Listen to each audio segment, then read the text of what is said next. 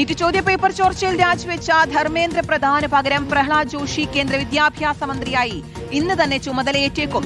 ചോദ്യപേപ്പർ ചോർച്ച തടയുന്നതിനുള്ള നിയമ ഭേദഗതി പാർലമെന്റിൽ കൊണ്ടുവരുന്നതിനുള്ള നീക്കങ്ങളാകും ആദ്യ നടപടികൾ.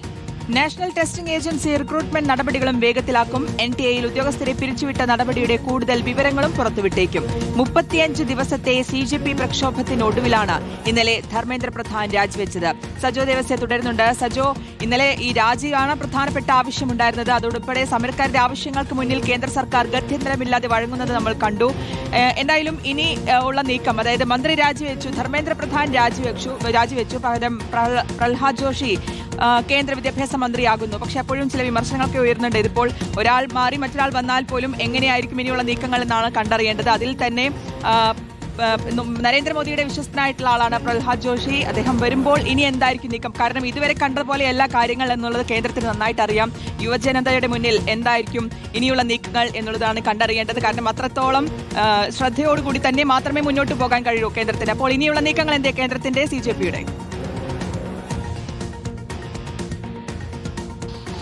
നേരത്തെ പാർട്ടികൾ പറഞ്ഞതുപോലെ ഒരാൾ മാറുന്നു എന്നതുകൊണ്ട് എല്ലാം മാറില്ല. പക്ഷേ അതൊരു വലിയ സന്ദേശം നൽകും. ഇതാ മാറ്റത്തിന്റെ വലിയ തുടക്കത്തിന് അത് തന്നെ, അല്ലെങ്കിൽ തുടക്കം കുറിച്ചു എന്നത് തന്നെയാണ് അതിലേറ്റവും പ്രധാനപ്പെട്ട കാര്യം. അതുകൊണ്ട് ഇനി അങ്ങോട്ടേക്ക് എന്തെല്ലാം കാര്യങ്ങൾ ചെയ്യാൻ പോകുന്നു എന്നതാണ് പ്രധാനമെന്ന് പാർട്ടികൾ തന്നെ പറഞ്ഞിരുന്നു. അതായത് വിദ്യാഭ്യാസ മന്ത്രി രാജിവെക്കുക എന്ന് വെച്ചാൽ അതൊരു സന്ദേശമാണ്, അതൊരു വലിയ ശുദ്ധീകരണത്തിനും നവീകരണത്തിനും ഇതാ തുടക്കമിടുന്നു എന്ന സന്ദേശമാകണം അത് എന്നാണ് അവർ പറഞ്ഞ കാര്യം. പ്രഹ്ലാദ് ജോഷി ചുമതലയേൽക്കുന്നു. അതിൽ തന്നെ ഇനിയിപ്പോൾ അതായത് ഈ ചോദ്യപേപ്പർ ചോർച്ചയുമായി ബന്ധപ്പെട്ട്, അല്ലെങ്കിൽ ഇതാണല്ലോ ഏറ്റവും പ്രധാനമായും ഈ ഇത്തരം സമരത്തിലേക്ക് അടക്കം നയിച്ചത്, പിന്നീടുള്ള ചില പരാമർശങ്ങൾ അടക്കമുള്ളവയാണല്ലോ ഇതിലേക്ക് നയിച്ചത്. അപ്പോൾ ഈ ചോദ്യപേപ്പർ ചോർച്ച അല്ലെങ്കിൽ അതുമായി ബന്ധപ്പെട്ട ഏത് തരത്തിലുമുള്ള കാര്യങ്ങൾ ലീക്ക് ചെയ്യപ്പെടുക എന്നതൊരു പ്രധാനപ്പെട്ട പ്രശ്നമാണ്. അപ്പോൾ അവ ഏതെല്ലാം തലത്തിൽ തടയാൻ കഴിയും, അതിന് ബന്ധപ്പെട്ട നിയമ ഭേദഗതി അതുൾപ്പെടെ അങ്ങോട്ടേക്ക് ഒരുപാട് നടപടിക്രമങ്ങളുണ്ട്. അതിന്റെ പ്രാരംഭഘട്ടം സംബന്ധിച്ച പ്രഖ്യാപനങ്ങൾ ഉണ്ടാകും എന്താണ് ഈ ഘട്ടത്തിൽ നമ്മൾ മനസ്സിലാക്കുന്ന ഒരു പ്രധാനപ്പെട്ട കാര്യം.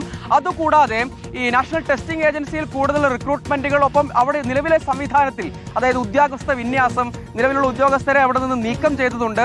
അപ്പോൾ പുതിയ ആളുകൾ അതിന്റെ തലപ്പത്തേക്കും അതുകൂടാതെ അതിന്റെ സാധാരണ പ്രവർത്തന മേഖലകളിലും നിയോഗിക്കേണ്ടതുണ്ട്.